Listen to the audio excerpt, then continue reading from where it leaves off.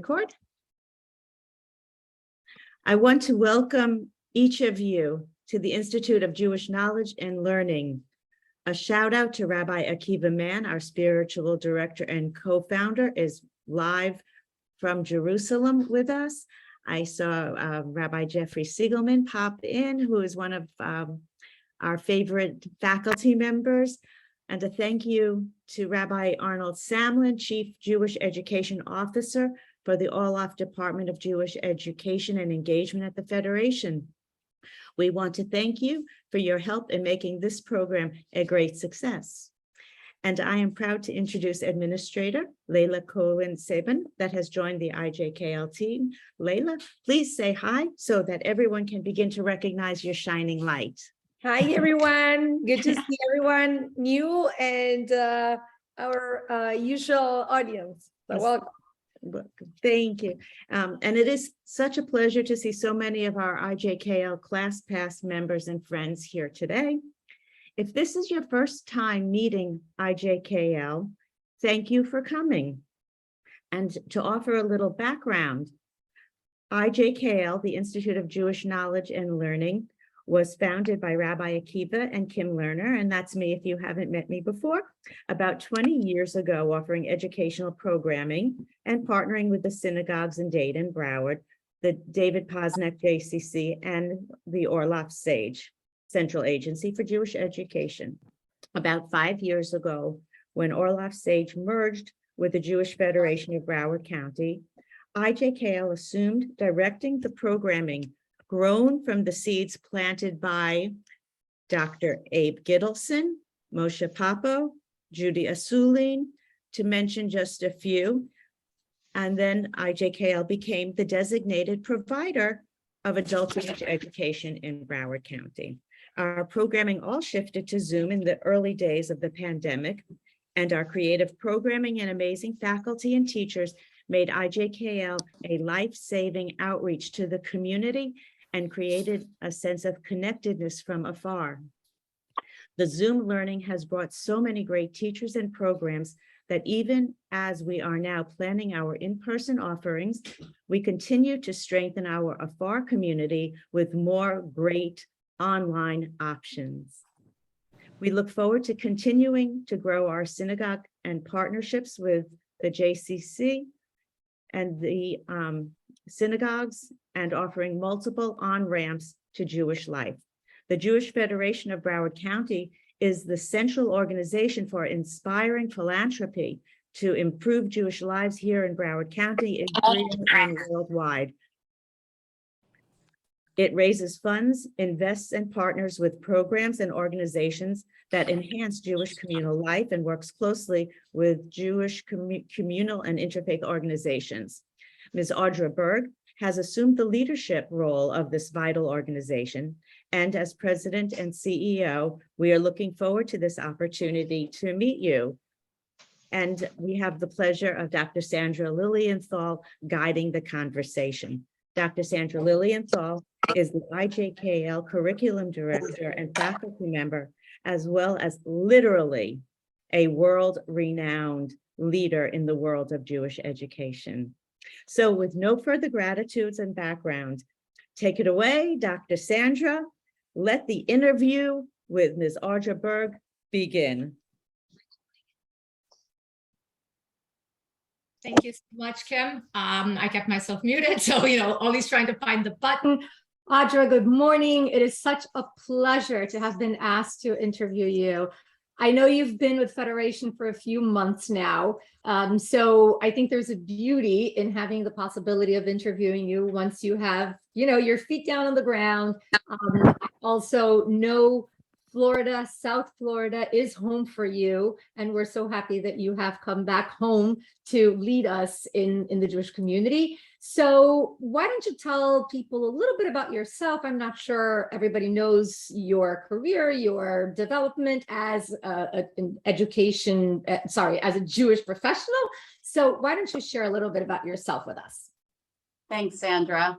So I've really been looking forward to this morning. It's so nice to see so many new faces and so many friends who I've gotten to know in the last 6 months in this role, and other people from different parts of my life who have come here to join. So thank you everyone for taking the time. I'm looking forward to being in conversation with you. So as Sandra said, I grew up in Cooper City. I went to the University of Florida, and after I graduated college, I moved to Chicago. And I majored in religion with a minor in history. I was active on campus in Florida, and I knew that I wanted to do something that was community building in the Jewish community. And so I sent my resume to the Federation in Chicago, and the rest is history. I had a job 2 days later, and 30 years later, I've really had an extraordinary career in a field that I have woken up every day and been happy to go to work and serve my community. I started at the Federation in Chicago. I was there for 5 years in the Young Leadership Campaign, and in Chicago there, the endowment department does centralized fundraising for capital endowment campaigns for our agencies. I did that for a few years, and then I left. I wanted to do more and to grow, and I went to go work for the national system. Some of you know that the federations are part of a national system. Our parent organization is called the Jewish Federations of North America, but that name is only in the last 15 years or so. So it was previously called the United Jewish Communities. And I went to go work for the United Jewish Communities, who had a regional office at the time in Chicago, overseeing National Young Leadership Cabinet, which was probably my favorite job in my career. It was a really great time. And I know there's some cabinet alum here supporting me. So a shout out to the National Young Leadership Cabinet. And I did that for 3 years. And my husband, who wasn't my husband yet, was finishing graduate school in Ann Arbor, and we moved to New York. And in New York, I did a few different things. I continued my work in the national system. I did development work for the 92nd Street Y. And then for 3 years, I was the first program director of an organization focused on gender equity in Jewish communal life, looking to put strategies into place to keep women at work after having children, and to develop family-friendly work policies, ensure that benefits were extended to new parents. And back then, when we were doing that work, it was not as commonplace as it is now to have those kinds of policies in place. And what's kind of ironic is that one of the big responsibilities I had in that job was running a program to help attract people to CEO positions in the federation system with a focus on women. So that was something that I did for about 3 years before my husband and I made the decision to return to Chicago after our oldest son was born. And I had always known that the Federation in Chicago was a professional home for me, and I hadn't lost my connections there in the years that I had been gone. And so they were moving to a place where they were ready to start thinking about strategic pathways for leadership throughout the Federation and agency infrastructure throughout Chicago, which is quite large. And so I had an opportunity to return to Chicago to do something really extraordinary, which was to build out a whole new area of growth around succession planning, leadership development, and leadership pathways for the Chicago Federation system. And I was really privileged to be able to do that work for 16 years. Of course, in my time there, I grew, my portfolio shifted and changed. But it was always focused on community building and working in one-on-one relationships with donors and leadership to help people achieve their leadership goals, and to ensure that we were doing everything we could to ensure a quality volunteer experience for leadership.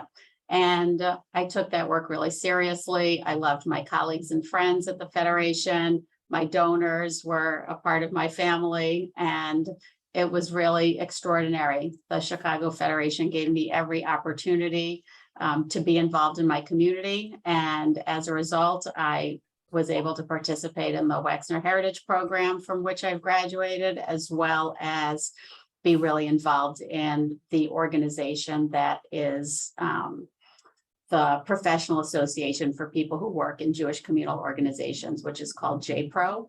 I've been on the board of JPRO for about 17 years. Term limits only don't apply to me for some unusual reason there, but I did just finish 3 years as board chair for JPRO. And so I have 2 more years as immediate past board chair, and then my term will be up. But it was a wonderful opportunity to really get to know the larger field, non-federation organizations, to represent the professional association in a number of different places publicly. And it was an exciting time of growth for the organization. And so I'm really proud that I've had that opportunity and that I was able to serve my field in that way. And then, in the last few years, we had a CEO change at the Chicago Federation. The CEO who I had worked for my entire career stepped down. COVID happened. I had the opportunity to spend COVID winter in Florida with my family since we were all remote, and it was hard to leave, and we were happy here.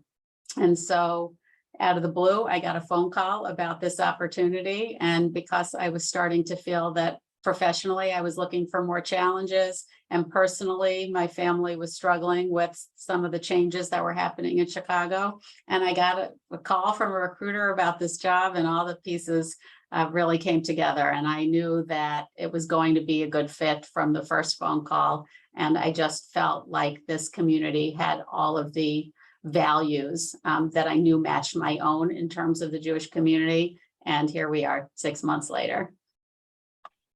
It's a wonderful career. It's really amazing. Coming from the perspective of a woman who really understands how difficult it is for women still in the Jewish professional world.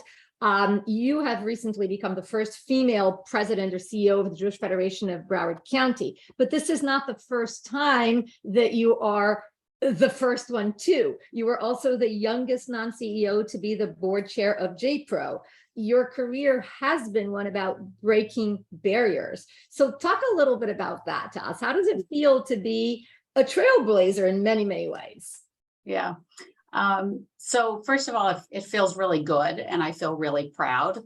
I think it's incredibly important that this community made the decision to hire I'll use young in quotes, woman to lead this community. 70% of the field of people who work in Jewish community organizations are women. And I think we all know the adage that you can't see yourself in a leadership role until you see somebody else who looks like you in it. And I found that from my first time getting started in this job, like even the first week, I had the opportunity to engage with my colleagues as someone whose life looked like theirs. I'm married, I have 2 children, they're incredibly busy, and I think it's really important for my team to be able to see that they can also aspire to leadership. And one of the things that I like to suggest to people is that balance is not about a day or about a week. Balance is really about a lifetime, and setting out to do what you want to do for yourself, for your family, and for your career. And at different points in our life, I think, we all know this, whether we're men or women, certain things take priority. Sometimes your family is going to be your most important priority, and sometimes work, and sometimes philanthropy. And I am truly fortunate to have a family who has supported me in all of this. A lot of women like to say, my parents told me I could do anything I wanted.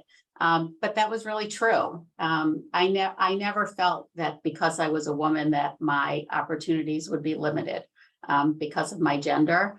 And I married someone, my wonderful husband, Josh, who has taken my career as importantly as he's taken his own. If anything, he's the one who's made the sacrifices to support me. And so it's really important, I think, for women, especially when considering what it is that they want to accomplish with their lives, to marry or partner with somebody who's going to support them in their choices. And so I always felt that I had that, and my children are incredibly proud of me. They've never asked once why some of their friends' moms don't go to work and why I do. I think they are really proud of what I've accomplished. And I think it sets a tone for them when they think about their own personal life choices and who they might choose to spend their life with, about what's important in a family. And I think that my husband and I have role modeled that for them, and I hope it inspires them. But, in fairness, the organizations that I have worked for and the people that I have chosen to work for have all been people who have supported me or had my back and given me opportunities. And one of the pieces of advice that I like to give to young people is that it's more important to work for someone who will have your back and give you opportunities than what you do.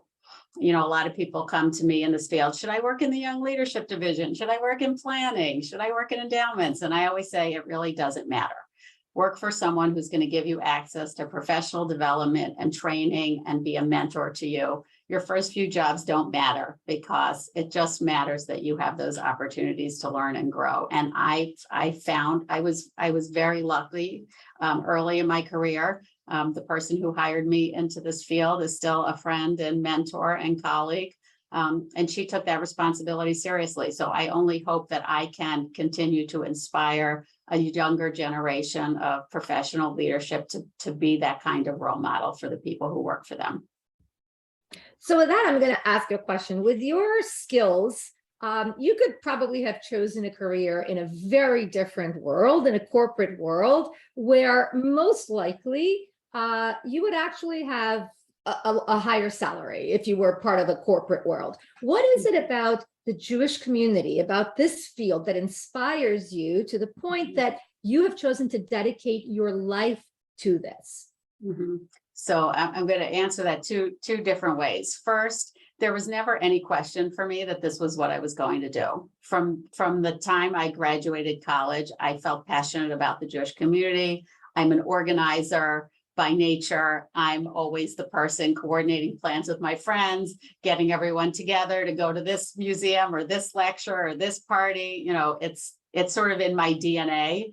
And so, you know, I knew that I wanted to lean into those skills to be successful in my professional life.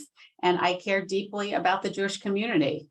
And so I never even once in almost 30 years have considered doing anything different. And a story that I like to share, and I think some of my relatives are on this call, and I don't know that they've heard me say this before, but it's something I've spoken of often, which is that if I look at my sister, our husbands, my husband's siblings, their spouses, the people who are happiest in their careers are the people who are doing something that they're really passionate. And for the most part, that's education or a Jewish community. And so I think that there has to be a balance in everyone's life between what we want to make and how we want to spend our days. And for me, this is the right balance. And I do feel that for most of my career, I have been compensated fairly. And I've sort of sacrificed the financial piece for the day-to-day happiness. And in all of the research for people who work in nonprofit, salary is almost never the number one requirement. For the most part, people care about job satisfaction and community and feeling that they have an organization that cares about them. And then the salary comes next. And that has always been true for me as well. That's beautiful and so true. I mean, here I am working in education, and obviously had I chosen a different career, right? Having said that, working for the Jewish community is not easy. I think that, you know, I don't know other communities, and most likely if you were working for the Catholic community, it would be the same thing, or whatever other community. But the truth is, I know the Jewish community, it is not easy. What is one unique quality that you possess that you think assists you in your success in working with so many different people in this community? Mm-hmm. So one is definitely comes from experience. I have been working with lay leadership and volunteers my entire life. And so I think in the beginning, I probably made a lot of mistakes, and I've learned from those mistakes. And I've had a lot of experience working with all different personality types. And I've really had the opportunity to practice and grow in my relationship management with different kinds of people as I've gone through this work.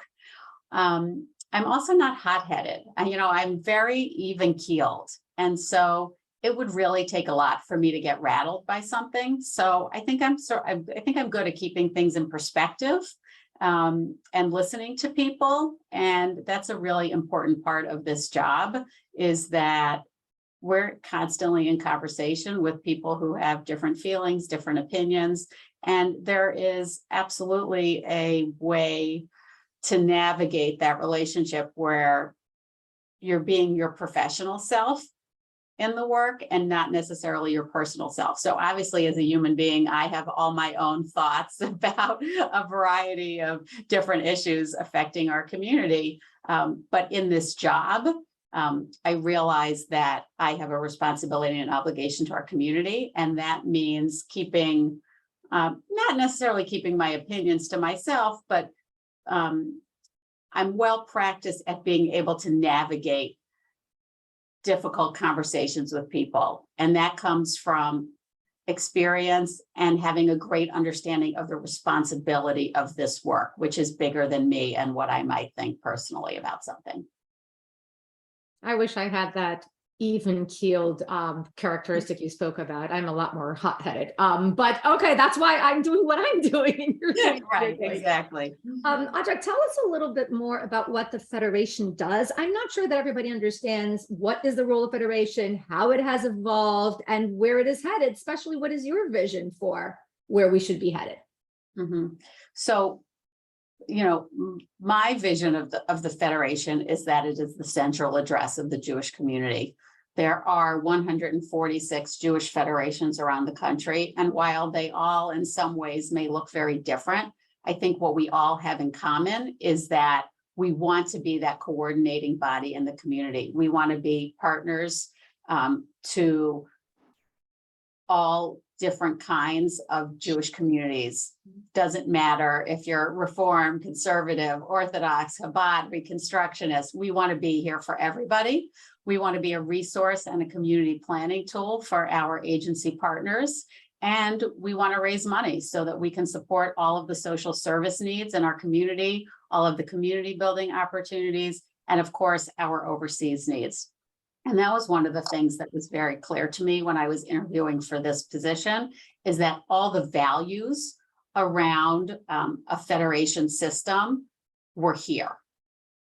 There are communities that have really evolved in their thinking in terms of overseas allocations versus local needs. This community really values Israel, and that's something that was important to me when considering the opportunity.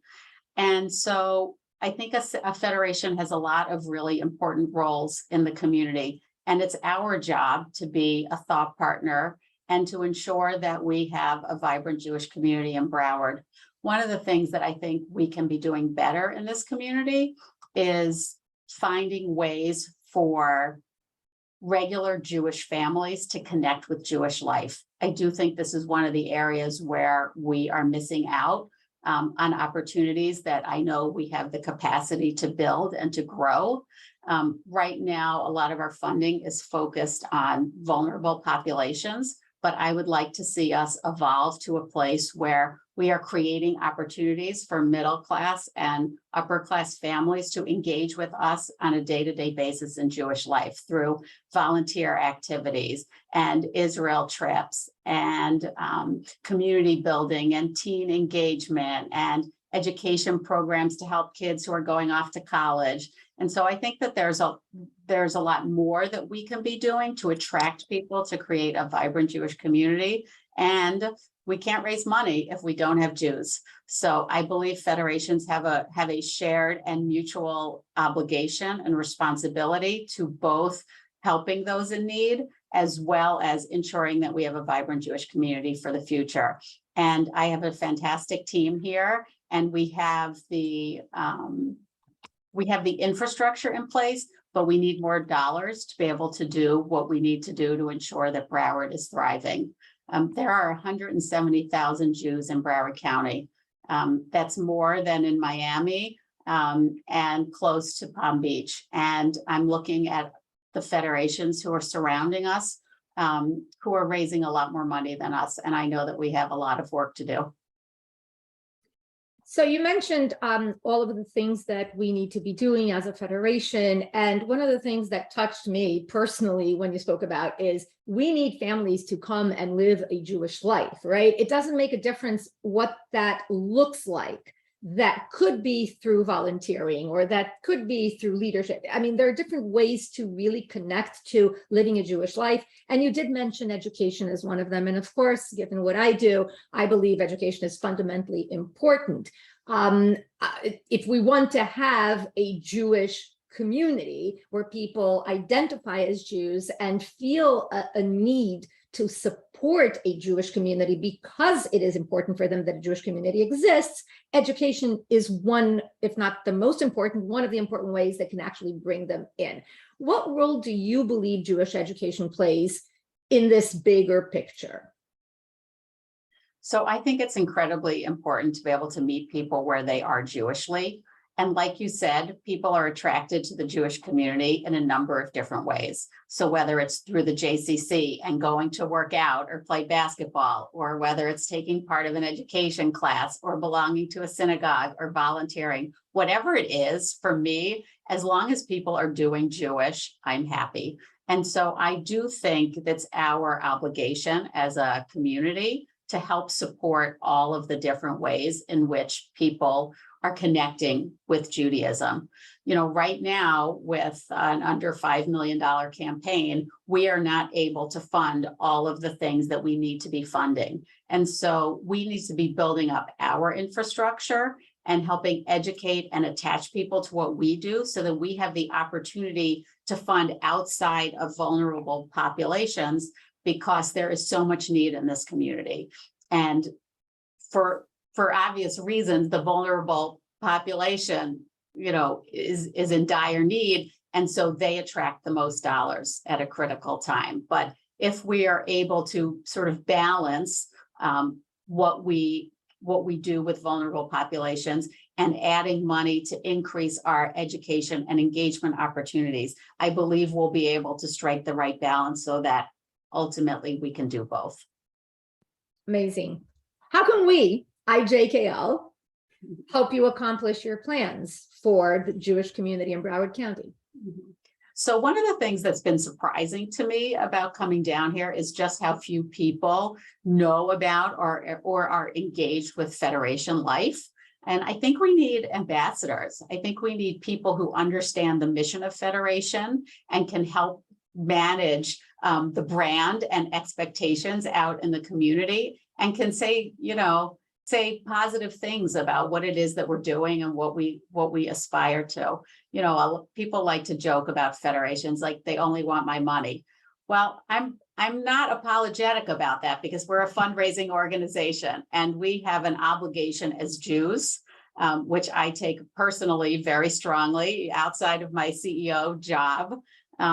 We have an obligation to support our community. And I think some of that has been lost. And we need to get back to helping people understand that responsibility and giving people opportunity to engage in a way that's meaningful. So if all of you and your community can help be in our team of cheerleaders, you know, we need friends who have other Jewish friends who can help spread the word about what we're trying to do here, and join us. So I think one of the difficulties everybody is finding today in leadership positions in the Jewish world is politically, the United States has become very complicated, very divided, right? Federation needs, by definition, as you mentioned. I muted you by accident, Sandra. I muted you by accident. I was muting. I haven't muted, don't worry.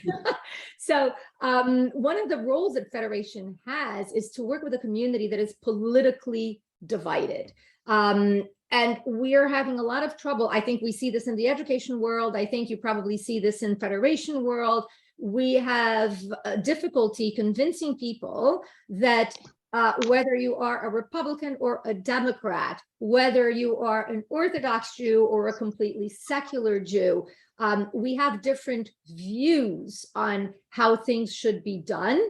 But we all want the best for the Jewish community. We want the best for America.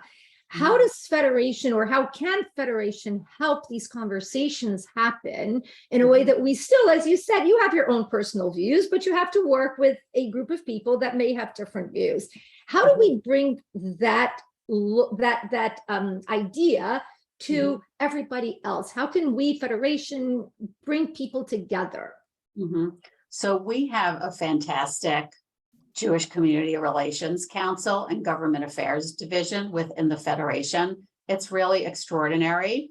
And our professional team, led by Evan Goldman and his chair, Denise Latow, have done an extraordinary job of building up partnerships in our community. So we take very seriously our obligation to the larger community, just not the Jewish community. We have really fantastic relationships with the Black Jewish Alliance, with the Latino Jewish Alliance. We are present in a number of places, especially through the Broward Community Trust, as well as the United Way, to ensure that we play a role in the community that's not just in the Jewish community. We take that really importantly, really strongly. And it's a wonderful way for people to be engaged with us, who want to be active in building community partners. Also, I think when people are involved here, they have an understanding that this is a place for everybody. And we actually recently had this conversation at an executive committee meeting earlier this week. I think our leadership knows that when they walk in the door here, they're taking their political hats off. That doesn't mean that we don't know who supports who. We do. But in my time here and in my time in Chicago previous, I have not seen it get in the way of Federation work. And are there divisive issues? Absolutely, there are. But I think everybody here knows that building community and ensuring that everybody here feels welcome is our priority. And I'm really impressed by how well we're able to do that. And I think in some ways we kind of, for lack of a better word, we police ourselves, we keep each other in check. And I think at the end of the day, everybody here knows that what we care about is protecting our interests as a Jewish community, and that there's a lot of noise out there that doesn't necessarily affect our community, and that it's better for us to focus on the things that we care about. And so maybe it's not the best answer to your question, but fortunately, it seems to be working, that we have this balance of respect and also of being very visible in the community as a partner. I think it's a very good answer to my question. I would just push a little further, saying that I think we have an obligation, Federation has an obligation in certain ways to ensure that the community that is not necessarily the Federation community yet understands that and also replicates that model, that we can pass this, like the ripple in on the lake, right? That we can actually expand this concept, that it is possible to work together productively, even when you may be sitting across the table from somebody that has very different political views, because ultimately the different political views are how each of us wants the best for the country and for the Jewish community. So we're all coming from the same vision, except that we have different beliefs on how we get there, right? And I think that we at IJKL, Kim, you feel free to jump in here, but I think that we at IJKL, we try that a lot with our teachings, that we may have very different views, but ultimately we're all looking for the same thing, for the strengthening of the Jewish community, for the growth of the Jewish community, and for the creation of spaces, as you said, where everybody feels comfortable, regardless of where they stand in religious terms or in political terms. That doesn't make a difference. You're still part of the family, and we value you for who you are. Absolutely. So before we open for questions, and if anybody has questions, please put them in the chat. Kim and Layla will actually bring the questions up, but I have a couple more questions for you. The first one is, what's the best advice you have ever received in life, whether professional or personal? What's the best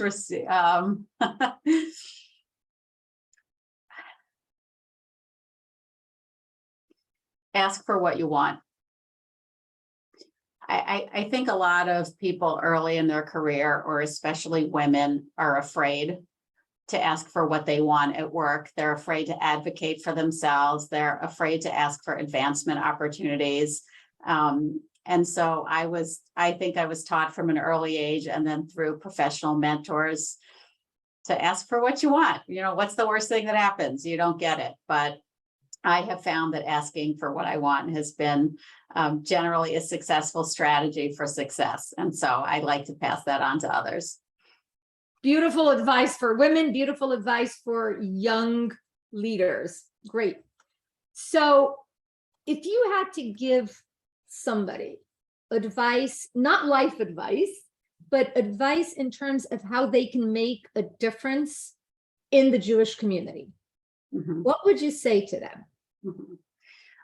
I like to help people identify their passions. And that was really the heart of what I did in Chicago. My job was to meet with donors who were looking to volunteer, to have a leadership experience within the Federation system. And my job was to help them figure out what's the right fit. And so that's really something that I love doing. I'm pretty good at reading people and figuring things out quickly. And I like to tap into what motivates people. And for everybody, that's different. You know, some people want to go to 3 meetings a year. Some people want to do something once a week. So what is that thing, and how much time do you have to give to it? And then let's figure it out. And one of the wonderful things about being at a federation is that we do everything. You know, there's very little you could say that you feel passionate about. Are you passionate about survivors? Great. Are you passionate about feeding people? Are you passionate about Jewish camping? Are you passionate about early childhood education? We have a spot for you. And so there are so many ways to be involved. And I think the advice that I would give is to open yourself up to having the conversation. Find someone who's involved with this community, either in a synagogue or a JCC or the Federation, a volunteer, a professional, whatever it is, and engage in that conversation and start to think for yourself, what is it I care about? And it might be a few things, and then we can help you figure out a way to be involved in a way that's meaningful to you. Great. My last question to you. You have children. I don't know how old your children are, but I'm going to assume they're young. Not that young, 16 and 13. That's very young as far as I'm concerned. But that is a crucial age in the sense that that's when you start thinking about, what am I going to be when I grow up? And as we all know, sometimes you decide something and change your mind, you know, later in life, and that's totally fine. But we are having a lot of difficulty attracting people to become Jewish professionals. That is the reality, not in Broward, not just in the United States, that is all over the world. People that have looked at the Jewish community don't see, you know, they see a lot more difficulties than rewards. Yet, you and I, who work for the Jewish community, know that it is profoundly rewarding. How can you, personally and federation-wise, how can we excite the younger community to want to become professionals working in the Jewish community? Yeah, so this was something that was a passion of mine, certainly through my involvement with JPRO, and something that we think and talk about a lot. I think the first thing is ensuring that our infrastructures are set up in a way that support people coming into the field. So our field has come a long way in creating parental leave and vibrant work policies that attract talent and provide professional development and have flexibility built into them that pay fair salaries. So I don't think we can expect people to go into a field that's a broken system. When I started in this work, I can't even tell you, 30 years ago, it was not healthy at all. And now we have a responsibility, and certainly myself as the CEO have a responsibility to ensure that we are creating fair and exciting and workplaces that professionally challenge and train and engage people and help them to be their most successful. And so that's, that's part of my answer, is that we have to ensure that we're creating vibrant workspaces that people want to be in. And that's certainly an important part of attracting people to the field and helping them stay in the field. And the other is that as a field, we have a responsibility to be more thoughtful, more equitable, to finding talent. We've been, the Jewish community has had a bit of tunnel vision in terms of who we hire, and having it look like a very typical white Ashkenazic model. And the truth is, the Jewish community is really diverse, and looks in, all different ways, that we haven't been leaning into. And I think the field is getting better at acknowledging that there are all kinds of people out there who are Jewish and who we haven't been tapping into their talents. And so we've been, there's a whole swath of our community that we haven't been paying attention to. And I have to say the system in general is doing a much better job of that. And also at cultivating talent. There are a dozen new programs on the horizon that are investing in early career growth and development. And traditionally, our system just hasn't done that well. So I'd like to think that through my work at JPro, that I've been a part of the solution on this and not the problem. So Kim and Leila, I don't know if you have any questions. I have a question that was sent privately in the chat to me from one of our participants, saying that you have been a role model, a trailblazer, but are there any regrets? Do you have any regrets? I do have one. I have one professional regret that weighs on me. I'm sure that there are many little regrets, over the years that fade away over time. There is one that has weighed on me for years that I've never been able to shake. And it actually involved not calling my CEO out on something in Chicago, where I thought he had treated someone unfairly. And I made a choice to not challenge him on it.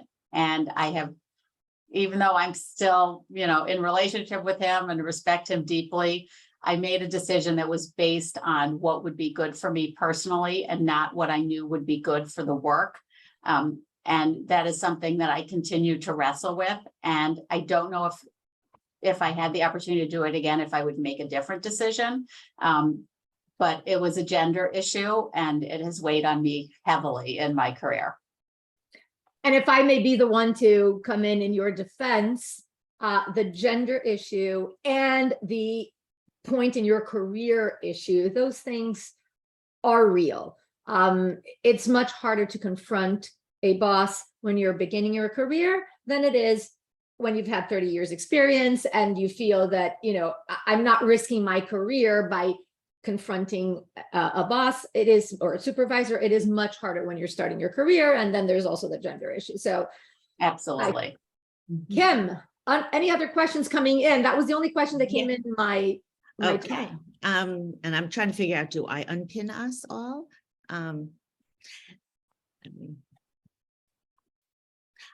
The question that came in is, are there any plans for specific new programs, program ideas, live or Zoom?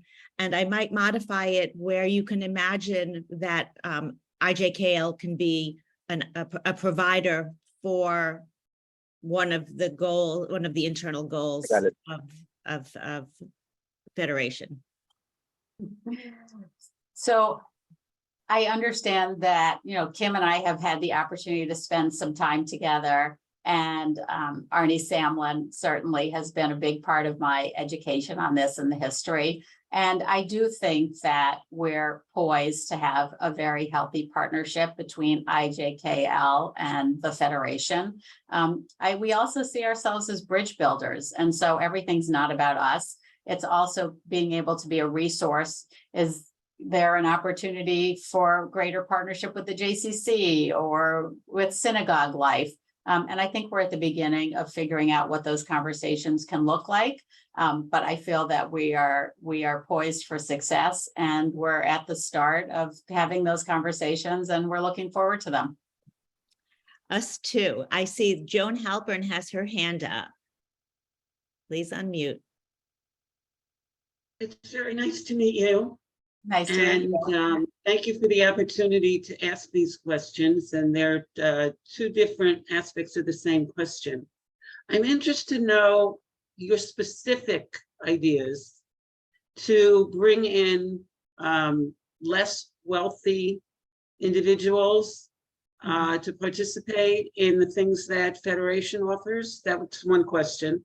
And the second is, what specific ideas do you have to integrate the participants, the Jewish participants in particular, who would become active in what Federation has to offer? And thank you for the opportunity to ask the questions. Thanks, Joan. So I think a lot of our opportunities for engagement here have been within the campaign space, and that's through sort of more traditional channels. But there are all sorts of ways we know that we have an obligation to engage people in Jewish life that I touched on a little bit earlier. So through volunteerism and through education, I've been here for 6 months, but it's all been a lot, and we're starting to crystallize our thoughts and do our planning with the board. But I do see within the next 5 years an opportunity for us to really build out an infrastructure where regular people can engage with the Jewish community through the Federation. And we're starting to do that now. There's two things on the horizon that I'll share with you. One is an 8th grade Israel trip called Israel Now. Israel Now is a national travel opportunity for 8th grade students, non-day school students, predominantly public school or non-Jewish private school students, to travel to Israel as a community. Literally thousands of 8th graders have participated in this trip. It is a subsidized trip. And we're going to be bringing that trip to Broward this spring. So we're excited about that. The other community federations around us, one of them is getting started. Miami got started with it last year. So that's one thing that we're starting to do. And we are going to have a big Israel at 75 celebration. I don't have the date, but maybe Arnie can put it in the chat for us. And we're going to be targeting all ages. There's going to be a family component. There's going to be an adult component. There's going to be an evening young adult component. So we're looking to create opportunities like this that will just attract people to us, not necessarily as donors, though, of course, down the road, we're certainly not opposed to donors, but there's so much more that we can do. And we really are at the beginning of figuring out those plans. But those are two things that I can highlight for you as ways that we're looking to start to just engage regular people in Jewish life here. One other thing that I'll mention is that we hope to be in a much stronger partnership with area congregations. And so while we do have a board of rabbis, I'm going to be doing some more informal work in meeting quarterly with rabbis, meeting heads of school and executive directors, so that we're hearing what's going on in the community, and we can be a greater resource and a greater partner through synagogues. And I think that's another important way to get our message out about opportunities for involvement with the Federation. Kim, I have one more question here sent to me also directly. So Audra, I am reading literally the way it's written. What are your ideas or plans for helping educate high school seniors about how to deal with college anti-Israel and anti-Semitic sentiments and intimidation, both from fellow students and from faculty? I think I know who that question is from. So this is a really important responsibility. There are a number of things that we are already doing through our partnerships with synagogues and day schools. This is not an area that I'm an expert in. So if I miss anything, I'm going to ask Arnie to jump in. But there's a lot that we're doing in partnership with Hillel. The South Florida Federations are fortunate to be able to come together to work with local Hillels and to help support and fund the programmatic work that they're doing on college campuses. I do believe it starts early. I think some of that starts with 8th graders who are getting ready to go to high school, which starts to become a complicated environment for them. That's why it's so important. This Israel Now trip is to start getting kids passionate about Israel at 8th grade. Waiting until birthright was just too late. And for most kids who are not having a Jewish day school education and not going to Israel in high school, that 8th grade experience is really a taste, and it's a really important opportunity. Our March of the Living program for adults and for teens is also another component of that work. And it is an opportunity to grow the teen education and engagement work that we do here. We do have an opportunity. We do already have relationships with youth group advisors and professionals who are working with teens, but there's no question that there's an opportunity for us to continue to prioritize this work. And again, it's part of the funding needs assessment. So I think we have to start to prioritize for ourselves what are our programmatic needs, and then raising money for those things that we care about, and being able to raise more money in our annual campaign so that we can allocate to all of these important things. Because again, we're bumping up against the wall of vulnerable populations, and we're just not raising enough money in this community. So in order to make all these things happen, we need to raise more money. And Audra, if I may add, I believe, youth groups are an incredible source of people who are interested and who can become leaders, etc. But I will add that we live in a county where you only have about 15% affiliation rate, which means that there are about 85% of Jews in this county that are not exposed to Jewish education in any way, shape, or form, not in day school, not in supplementary school, who may be going to camp and getting some kind of education through camp, but throughout the year, they're very loosely involved. And they are the ones who have the most difficulty, because as they are going, as you said, through high school, hearing things about Israel, and through college, don't even get me started about the things that happen on college campuses, they really have very, very little I'm not even going to say knowledge, because it's not a question of knowledge. It's the connection that would allow them to be passionate enough to even look for what really is going on about Israel, right? So what they hear in high school or on campus, is that accurate or not? They don't even know where to go for, and they don't care. And that's a really important population that we. Right. It is a really challenging issue, and it's really hard for adults to feel comfortable talking about Israel, frankly. So I don't think there's any reason to think it would be any easier for our young adults. And it is a very challenging issue. And fortunately, on campus, our on-campus partners are really doing terrific work. It's impressive. But yes, waiting till they get to college is often a little bit too late. So we have a lot of work to do in this area. Kim, any other questions on your side? We are a note of gratitude for the programs to support the Ukrainian immigrants. And a shout, Layla has posted, we'll post our link so that you can find out more about the programs we're currently offering. And would just love to see you, even if you're not local, if you're coming as an old friend, we still invite you to our programming, because we create community large and small. And thank you for that.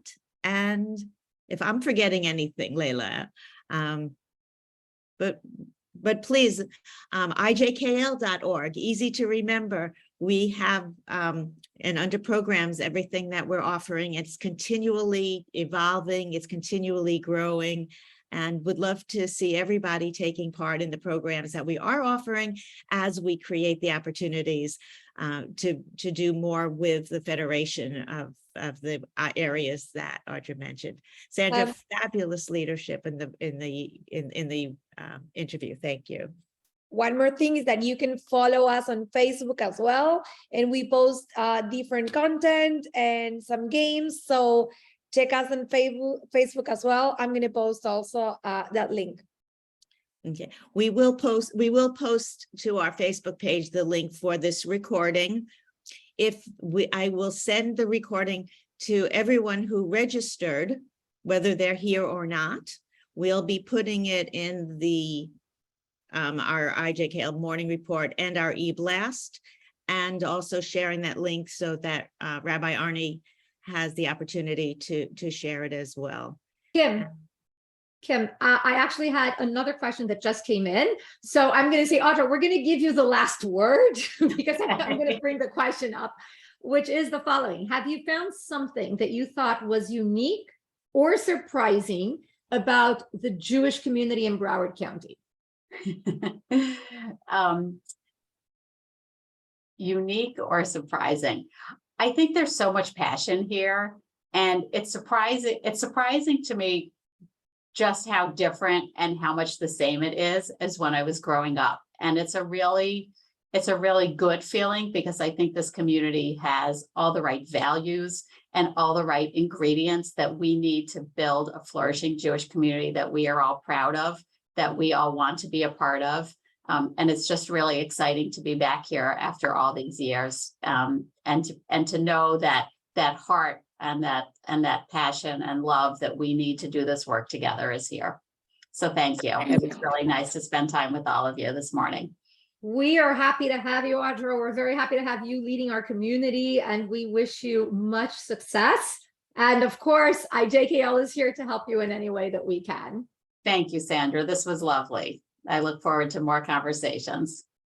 Thank you, everyone. Have a great Sunday and a great week. See you in the Zoom. Bye-bye. Bye-bye, everyone.